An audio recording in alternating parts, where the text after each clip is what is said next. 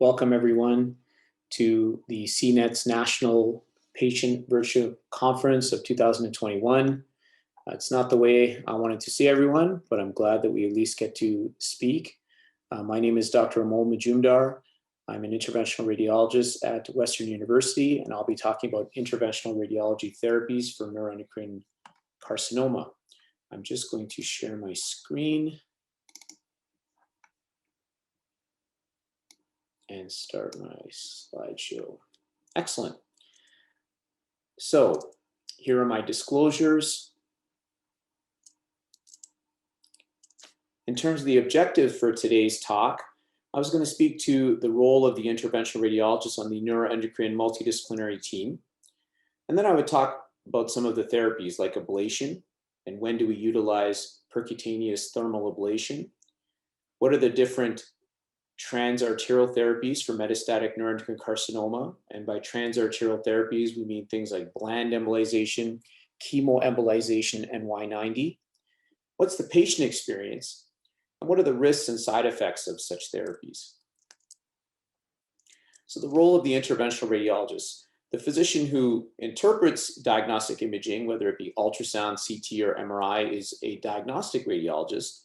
And an interventional radiologist is a physician who performs image-guided procedures with either ultrasound, CT, or live X-rays, otherwise known as fluoroscopy. And we've kind of coined some of these cancer therapies as interventional oncology, or we're acting as an interventional oncologist. So with respect to neuroendocrine disease, what type of procedures would be commonly performed in IR?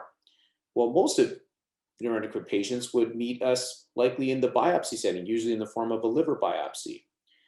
We do a lot of venous access procedures to facilitate chemotherapy, such as PICC lines, ports, etc., which is not as common in the neuroendocrine world. But the big things that we see patients for would be ablation of liver metastases or arterial therapies for liver metastases, as mentioned, including bland embolization, chemoembolization, or otherwise known as TACE, or Y90 radioembolization. So what are the goals of care for these procedures? Most of the time, we're dealing with sort of palliative or non-curative therapies for disease control. We want to control the disease in the liver and not allow it to progress. But some of the time, we're looking to control the symptoms and for disease control in people who have functional liver metastases or carcinoid syndrome. So part of that is to make their quality of life better with respect to the flushing and diarrhea, and also to decrease the amount of hormone production that can be damaging to the heart valves. Sometimes we're doing these procedures as a bridging or downstaging procedure for an operation if people are going to do a liver surgery, and very rarely liver transplantation. And very occasionally, it could be a curative procedure. So we'll talk a little bit about ablation procedures for liver metastases. The goals of ablation is really, it's a curative type of procedure. Now, this is not a common option for patients with neuroendocrine cancer because they tend to have multiple lesions that are beyond the kind of scope of an ablation. But it's basically a minimally invasive therapy where we destroy the tumor, and we want to destroy a margin around the tumor, but not damage any vital structures. And we do this to hopefully improve survival and or symptoms. And what technologies really, RFA and microwave would be the workhorse of these technologies, and we would largely use them in the liver. Cryoablation and IRE, I won't focus too much on because they really aren't used. So how does this look? Well, if we look, kind of schematically, we sort of are able to place an ultrasound probe on the skin, find a liver tumor, localize it, and kind of freeze the skin with a small needle and target it with these probes, whether it be an RFA or a microwave probe, and use that to burn things. And this is an example right here where if we look at the beginning part of the video, and I'll just pause it at the start there, this is a liver tumor within the background liver. And so our plan is to kind of come at it through the skin here, through the meat of the liver, and to target it and burn it. And as you can see, in this position, we've actually targeted dead center, and we prescribe a certain ablation amount, and then it starts to look like very bright as the gas in the tumor sort of shadows out things. So what's the patient experience for an ablation? It's an outpatient procedure. usually done with IV sedation, sometimes done under a general anesthetic in some institutions, but we tend to give IV sedation. We either use ultrasound or CT or both for guidance. The burning can be a bit uncomfortable, so patients are sedated, and usually the whole thing will last an hour or two. And patients will go home after about 3 to 4 hours of observation with some medications for nausea, pain, stool softener. And I tend to see these patients back in about 4 to 6 weeks personally with a clinic appointment, usually accompanied by imaging and sometimes with blood work. What are the risks? Well, really, bleeding, infection, collateral damage. And what would that mean? Really, we don't want to cause any thermal injury to any important structures like bile ducts, major blood vessels, the diaphragm or the breathing muscle, colon or bowel. But I would say the risks are relatively rare, about 7% for major complication. Hemorrhage would be the most common, but the risk of a major hemorrhage would be less than 1%. Who do we treat with an ablation? Well, people that have few liver metastases that are small in size and that are amenable to it.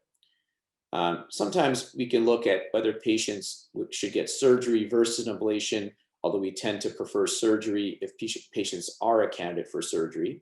And then sometimes we can do what's called a debulking ablation, which probably won't cure somebody, but will definitely decrease their functional output in the setting of a functional tumor. But as I mentioned, it's a less common treatment in neuroendocrine cancer, as most patients have multiple liver metastases at presentation. If we move into more arterial therapies, this is a nice diagram to kind of illustrate what we're doing. So this big red structure here is the aorta in the belly, as you can see here. A lot of times we'll go through the wrist or actually through the groin, so the femoral artery as indicated here, or sometimes through the wrist to get all the way down to the liver. But either way, we sort of freeze the area, put a small needle, put a wire using live x-rays and guide our way, snake our way up into this big aorta and try to select and hook on, as you can see here, into this blood vessel or the liver artery that's feeding the liver. And you can kind of see here, if we mag this up, you have a big tumor in the liver and you snake your way ideally right into the blood vessels that are feeding it and either put something bland like particles or mix up this chemo mixture or the Y90.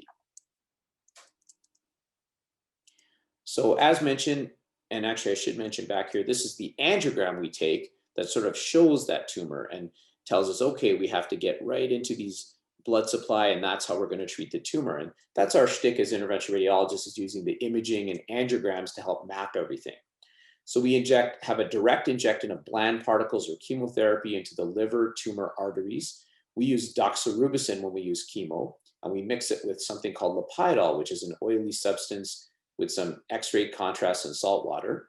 And then we follow the chemo with kind of a spongy stuff or particles. This usually requires an admission to hospital. In our institution, we do it the day before to kind of marinate people with some, giving them hydration, giving them some pre-medications and to prep them for the procedure. And we do it in the IR suite with live X-rays. How does that work on tumors? Well, bland embolization, or we just injecting particles, will starve the tumor of its blood supply, and we call that a choking effect. Chemoembolization works by being directly toxic to the tumor cells by injecting this chemotherapy. And when we also chase that with the spongy stuff or particles by choking the blood supply, it's a bit of a 1-2 punch. So we're directly toxic and choke the blood supply. What's better, bland or chemoembolization? I would say the scientific literature shows it's a bit of a wash. Both are equally effective, but there is a trend for chemoembolization in patients with pancreatic neuroendocrine carcinoma. We do chemoembolization at our center largely because of our local experience and preference. And most literature would say you really should pick the one that you know better. What are the risks? Well, we could damage either in the wrist or the groin, the access site, or damage arteries along the way to the liver. When we do the chemoembolization, we could cause a liver infection or actually kill a portion of the liver, but both of those are pretty rare. We don't want any of the particles or chemo to go outside the liver into the stomach and block other organs, but that could cause some trouble. You can get what's called a post-embolization syndrome afterwards. Usually the day of, people do feel a bit sick. Once we do the procedure, you can have some nausea, mild pain. So that's part of that pre-medication protocol. Rarely we can put people into liver failure. And in those people that have, and that would be extremely rare in the setting of neuroendocrine cancer. In people that have functional tumors, we do have to be a bit careful because they can experience a carcinoid crisis. So if they have carcinoid syndrome, we do like to pre-medicate people with a short-acting octreotide injection or put them on an IV infusion of octreotide. And what happens when they get carcinoid crisis is you have all this hormonal substance in the liver, and by blocking it, it sort of causes a big rush into the bloodstream, and that can lower people's heart rate or blood pressure. And if you don't anticipate it or pre-medicate it, it could be rarely fatal. So what's the patient experience during a bland or chemoembolization? Usually requires an admission to hospital. Usually the procedure itself is well tolerated, and you don't feel very much. We don't feel inside our body when we're kind of navigating those blood vessels. After the procedure or once we're embolizing, people can experience that nausea, vomiting type of sensation. And I mentioned we sort of pre-medicate people. The most common side effect, though, I would say afterwards is fatigue. Even though you can have these mild flu-like symptoms, fatigue is the most common thing. And rarely you can have side effects of losing chemo, or the chemo side effects, such as losing hair loss or effects on the blood counts. What about Y90? So what's the rationale for Y90? Y90 are these tiny radiation beads that we sort of inject through the blood vessels that sort of go and travel into the tumor, much like the chemoembolization, but they sort of sit in the tumor and sort of emit this very high focus of radiation that, that sort of localizes within the tumor. So we know that radiation is lethal to cancer tissues if it's given to a sufficient dose. But we also know that the normal liver is sensitive to radiation. That can also be lethal. These Y90 microspheres are millions of high dose point sources of radiation that you can't even see with the naked eye, and they tend to preferentially localize in tumors while sparing the normal liver. So therefore, you can really deliver a high dose of radiation, sometimes higher than what they can deliver with external radiation. So it's delivered by these either glass or resin microspheres on the order of millions. As mentioned, they kind of emit these high energy beta rays that have a very short penetration. The half-life is about 2.5 days, and it'll decay to a stable radioisotope. And this is a Health Canada approved device, an FDA approved device for treatment of hepatic or liver cancers. So this is just a little diagram showing, the background liver. This yellow thing is a liver tumor, and these red kind of branches are a blood vessel. And so we have a catheter snaked away into the liver artery, and you can see these little radiation spheres are going to go and sit in the blood vessels in the tumor. So what's the patient experience for a Y90? It is similar to a bland or chemoembolization procedure. We usually go through the wrist or the groin, but the difference is we actually don't admit people to hospital. The way I describe it is there's kind of a planning day and a therapy day. So that's really a 2 or 3 part to this whole Y90 treatment.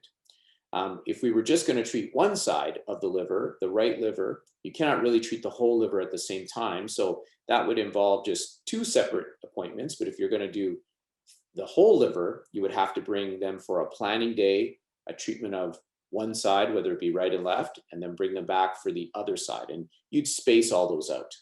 Okay, so on the planning day, people come to a hospital and get a liver angiogram, just like we described, either through the wrist and the groin, live x-rays, snaking it to the blood vessels, injecting dye to map everything out.